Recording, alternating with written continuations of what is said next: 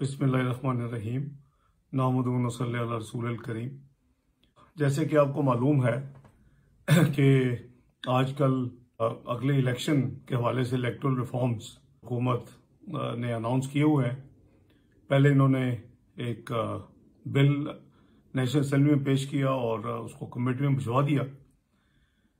तो हमारी जो माजी की जो तारीख है वो ये है कि करीबन 1970s से जो इलेक्शन लॉज पाकिस्तान में नाफजुल अमल थे, करीबन वो 9 कवानीन के तहत पाकिस्तान में मुख्तलिफ इलेक्शन होते थे।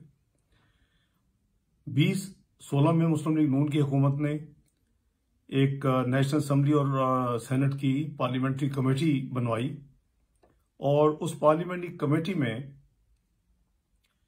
एक थॉरो एक्सरसाइज की गई कि वो तमाम कवानीन को ना सिर्फ कंसोलिडेट किया जाए बल्कि जो लेटेस्ट रिक्वायरमेंट्स हैं और जो इलेक्शन कमीशन को स्ट्रेंथन करना है और जो रिफॉर्म्स करने वो किए जाएं। इस कमेटी में तमाम political parties regardless of size, मसलन उसमें विदाउट नेमिंग एक मेंबर पार्टी भी थी जिनको नुमाइंदगी दी गई। कमेटी ने फैसला किया कि मुझे उसका चेयरमैन बनाया जाए। मैं वो जिम्मेदारी कबूल की और हमने अल्लाह के फजल से 2017 में पाकिस्तान को इलेक्शन लॉ 2017 एक कॉम्प्रिहेंसिव लॉ दे दिया। उस प्रोसेस में जिसमें मौजूदा हुकूमत अपोजिशन में थी, पीटीआई की गवर्नमेंट जो अब भी है, ये पार्टी उस वक्त अपोजिशन में थी और इनके नुमाइंदगान भी थे, जिसमें शफकत महमूद साहब थे, श्री मजारी साहिबा थी और ऑफ एंड ऑन कुछ और लोग भी आते थे। तो इस कमेटी ने इलेक्ट्रॉनिक वोटिंग मशीन्स के हवाले से भरपूर उसमें स्टडी किया, उसको एग्जामिन किया, इलेक्शन कमीशन ऑफ पाकिस्तान को इन्वॉल्व किया, जो टेक्निकल अदारे थे, जो टेक्निकल सप्लायर्स थे और इवन एक दो पोलिंग स्टेशंस पे किसी ज़िमनी हल्के में उसको तजर्बा भी किया। तो उसका लुब लबाब यह है कि पाकिस्तान अगर कई सौ अरब रुपए खर्च करे तो उसके बाद पाकिस्तान में इलेक्ट्रॉनिक वोटिंग मशीन का इस्तेमाल मुमकिन होगा, लेकिन उसमें रिलायबिलिटी फैक्टर जो है, क्योंकि हमारे नेक्स्ट डोर नेबर में ये भरपूर एहतजाज हो रहा है। उनको 20 साल लगे जब उन्होंने शुरू किया और जब वो इलेक्ट्रॉनिक वोटिंग मशीन पे पहुंचे तो उनको 20 साल लगे और आज वहां डिमांड है ऑपोजिशन की, जो मेन पार्टी है कांग्रेस की, कि उसको खत्म किया जाए, क्योंकि उसके जरिए घपले होते हैं, उसके जरिए इलेक्शन चोरी होता है, उसके जरिए इलेक्शन फ्रॉड होता है। तो हमारी तो एक तारीख है कि इलेक्शन कैसे चोरी होते हैं। कभी हम आपको याद होगा कि जो सेकंड लास्ट जनरल इलेक्शन हुआ मुल्क में, उसमें एक इंक इस्तेमाल की गई, उसमें बहुत डिस्प्यूट था, कई अरब रुपए पाकिस्तान के जाया हुए और आज तक वो पता नहीं है किसने करवाया, क्यों करवाया, क्या चक्कर था। 2013 के इलेक्शन के बाद आपने 2018 के इलेक्शन देखे, उसमें एक नया टूल इस्तेमाल किया, वो था आरटीएस सिस्टम, जो रिजल्ट ट्रांसमिशन सिस्टम था, वो इस्तेमाल किया गया और उसके जो आपको पूरी तफसील मालूम है कि पोलिंग एजेंट्स को निकाला गया।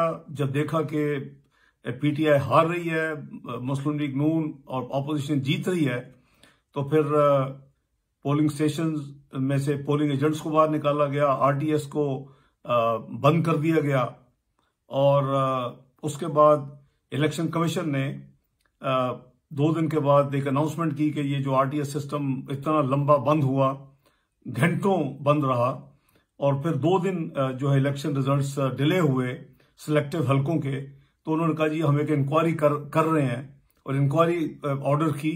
वो आज तक इंक्वायरी कौम को नहीं मिली।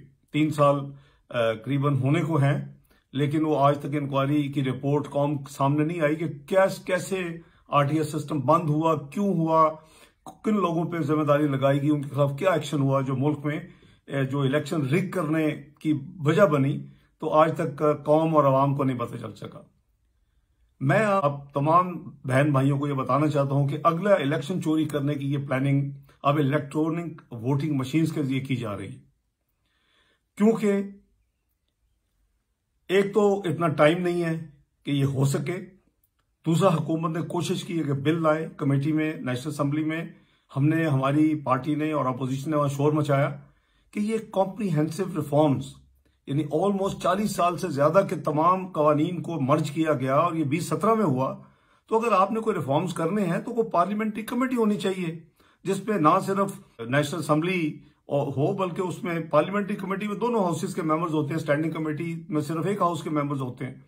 वो तो रिसेंटली आपने देखा कि इमरान न्याजी ने स्पीकर को लिखा गया पार्लियामेंट्री कमेटी बनाया, उसका एक प्रोसेस है, उसमें एक रेजोल्यूशन पेश होगी नेशनल असेंबली में, रेजोल्यूशन पेश होगी सेनेट में। ये तो एक है उसका मैकेनिज्म कि इसको कैसे करना है। उससे भी ज्यादा खतरनाक जो है कि इलेक्ट्रॉनिक वोटिंग मशीन्स का इस्तेमाल उस कमेटी ने, जो पार्लियामेंट्री कमेटी थी जिसमें पीटीआई के नुमाइंदगान शामिल थे, कंसेंसस से फैसला किया कि ये अभी पाकिस्तान के लिए ये मुतहम्मल ना फाइनेंशियली है और ना ही रिलायबिलिटी के हवाले से है कि इससे इलेक्शन चोरी होने का खतरा है। और ये कब किया? 2017 में ये फैसला हो चुका है।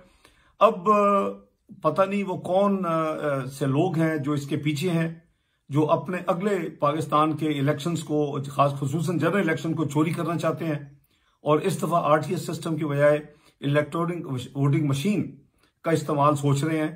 क्योंकि सिर्फ इलेक्ट्रॉनिक वोटिंग मशीन्स काफी नहीं होगी, उसके साथ आपकी बायोमेट्रिक जो है वो जो मशीन्स हैं चेक करने के लिए जो भी आएंगे इलेक्ट्रॉनिक वोटिंग मशीन्स वो होंगी। उसके साथ आपके इंटरनेट वोटिंग जो अगर आप कह रहे हैं कि ओवरसीज का, तो ये तो करीबन कई 100 अरब रुपए का खर्चा होगा पाकिस्तान जैसे मुल्क में। और यहाँ टेक्नोलॉजी इतनी तेजी से चेंज होती है और हमने देखा कि इवन जो इलेक्ट्रॉनिक और डिजिटल वोटिंग का जो हमने दुनिया की जो सबसे बड़े जो चैंपियन गिने जाते हैं अमेरिका में, जब ट्रंप का इलेक्शन हुआ तो आज तक जो उनके ओपोनेंट्स हैं हिलरी क्लिंटन, उनका इल्जाम है और वो कहते हैं कि क्रेडिबल एविडेंस है कि इलेक्ट्रॉनिक तरीके से उस इलेक्शन में रिगिंग हुई और टेम्पर हुए रिजल्ट्स। बहरहाल वो उनका मामला है। तो मैं समझता हूं कि जितनी सेन वॉइसेस है उनको अपनी आवाज बुलंद करनी चाहिए।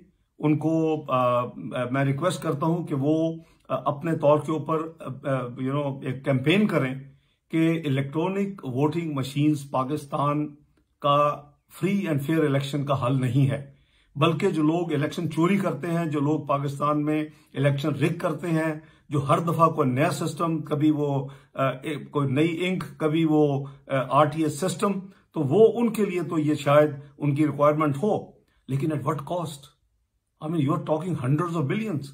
हम ये पैसे फ्री कोरोना वैक्सीन तो पाकिस्तान के अवाम को दे नहीं सकते, और गरीब आदमी जिसकी जो शायद इनकम ही महीने की 12 या 15 हजार है, वो 8,500 की वैक्सीन पर फीकस कैसे अफोर्ड करेगा? तो हम यहां बात कर रहे हैं कि जी हम जल्दी करें, पार्लियामेंट्री कमेटी बनाएं और हम ये इलेक्ट्रॉनिक वोटिंग मशीन्स, उसमें बहुत this is the main agenda. जो इमरान न्याजी साहब ने लेटर लिखा और जो स्टेटमेंट दी कि जी हमें इस पे जाना चाहिए जल्दी से जल्दी और ये आप रिफॉर्म्स करें। तो मैं जाती तौर पे अपनी ऑनेस्ट राय आपके साथ शेयर कर रहा हूं और मेरी रिक्वेस्ट होगी कि जो लोग इसको समझते हैं, जो लोग मेरी बात को समझ पाए हैं, वो अपनी इंडिपेंडेंट स्टडी भी कर लें, वो पिछले प्रोसेस भी देख लें। पार्लियामेंट की लाइब्रेरी में वो तमाम प्रोसीडिंग अवेलेबल होंगी।